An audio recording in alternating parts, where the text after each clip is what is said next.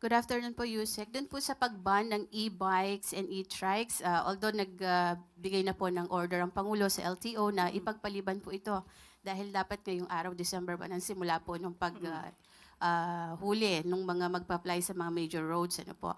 Aside po from yung pagpapa-defer muna pansamantala, may iba pa po bang order ang Pangulo sa LTO since para pong bumabangga yata yung memorandum ng ahensya doon sa batas po sa mga e-vehicles?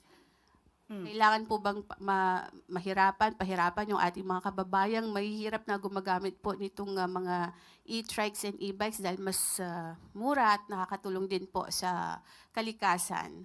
Hindi po pagpapahirap ang mga ganitong klase ng polisiya.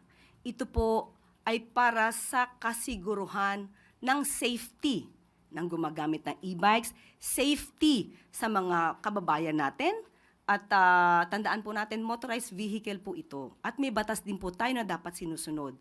Hindi po ibig sabihin na kahirapan ay dapat na nating suwayin kung ano yung batas. Ang pagdisiplina po ay hindi para banggain ang issue ng kahirapan. Hindi po issue ang kahirapan dito. Issue to ng pagtupad sa batas para po masiguro ang safety ng bawat isa. Pero yung pong Republic Act, yung EVIDA law na sinasabi, Yusek, hindi po kaya yun na kaya bang i-override nung memorandum ng ahensya?